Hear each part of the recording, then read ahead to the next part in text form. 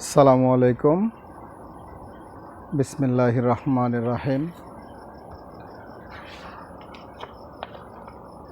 আশা করছি সকলে ভালো আছেন।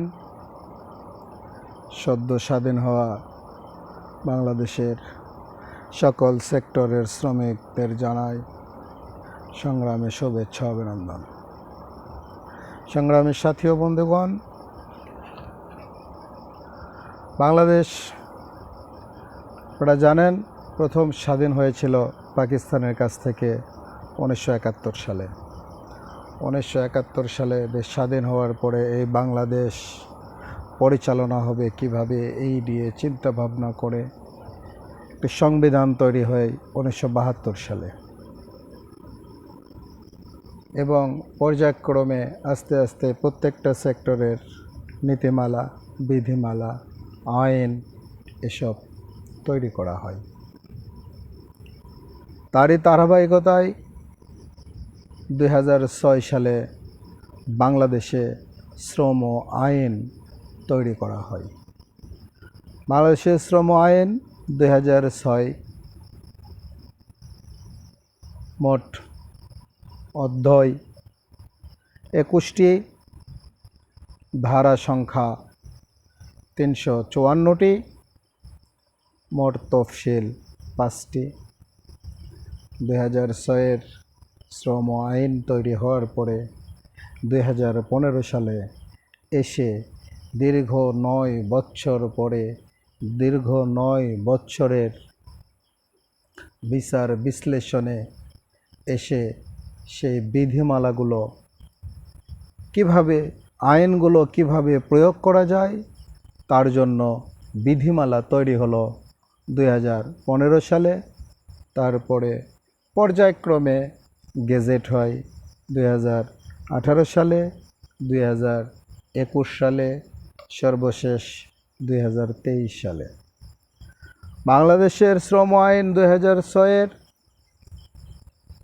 প্রথম অধ্যায় রয়েছে প্রারম্ভিক অর্থাৎ সূচিপত্র এবং সংক্ষিপ্ত শিরোনাম, প্রবর্তন প্রসঙ্গে সংজ্ঞাসমূহ। দ্বিতীয় অধ্যায়ে রয়েছে নিয়োগ ও চাকুরির শর্তাবলী। তৃতীয় অধ্যায়ে রয়েছে কিশোর শ্রমিক নিয়োগ। চতুর্থ অধ্যায়ে রয়েছে প্রসূতি কল্যাণ সুবিধা। পঞ্চম অধ্যায়ে রয়েছে স্বাস্থ্য রক্ষা ব্যবস্থা। ষষ্ঠ অধ্যায়ে রয়েছে নিরাপত্তা। সপ্তম অধ্যায়ে রয়েছে স্বাস্থ্যর দিক নির্দেশনা। অষ্টম অধ্যায়ে রয়েছে কল্যাণমূলক ব্যবস্থা। নবম অধ্যায়ে রয়েছে কর্মঘণ্টা। দশম অধ্যায়ে রয়েছে মজুরি ও উহা পরিশোধ। একাদশ অধ্যায়ে রয়েছে মজুরি বোর্ড। দ্বাদশ অধ্যায়ে রয়েছে দুর্ঘটনাজনিত কারণে জখমের জন্য শ্রমিকের ক্ষতিপূরণ।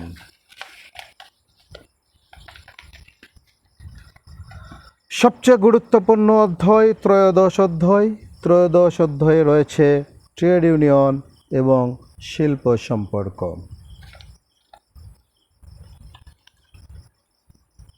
চতুর্থদশ অধ্যায়ে রয়েছে বৃহৎ নিষ্পত্তি, শ্রম আদালত, শ্রম আপিল ট্রাইব্যুনাল, আইনগত কার্যধারা ইত্যাদি। পঞ্চদশ অধ্যায়ে রয়েছে কোম্পানির মুনাফার শ্রমিকের অংশ, গুরুত্বপূর্ণ একটি বিষয়। ষোড়শ অধ্যায়ে রয়েছে ডক শ্রমিকগণের নিয়োগ নিয়ন্ত্রণ এবং নিরাপত্তা। সপ্তদশ অধ্যায়ে রয়েছে ভবিষ্যৎ তহবিল। অষ্টাদশ অধ্যায়ে রয়েছে শিক্ষা স্বাধীনতা।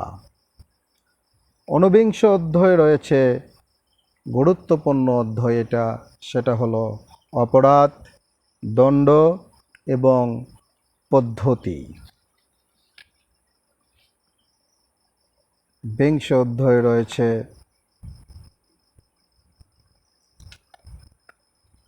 রিপোর্ট শ্রম পরিচালকের শ্রম দপ্তর এসব নিয়ে আলোচনা। একবিংশ অধ্যায়ে রয়েছে বিবিধ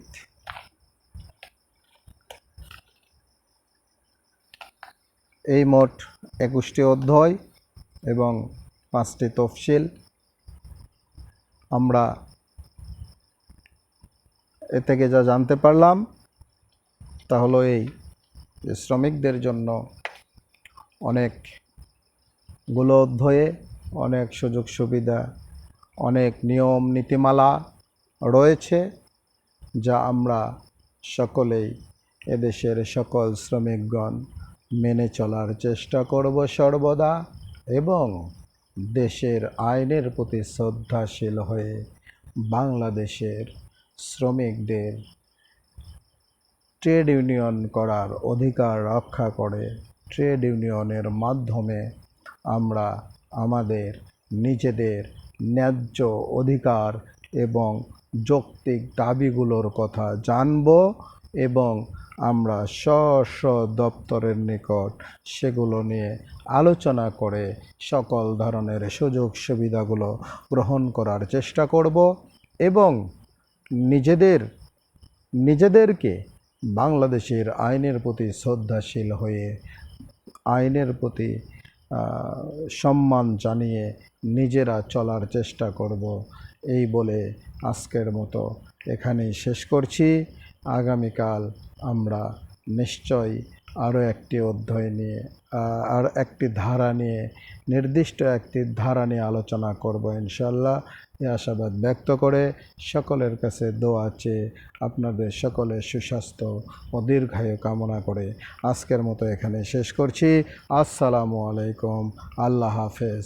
বাংলাদেশ জিন্দাবাদ। বাংলাদেশের সকল শ্রমিক জিন্দাবাদ। সকলকে ধন্যবাদ। আসসালামু আলাইকুম।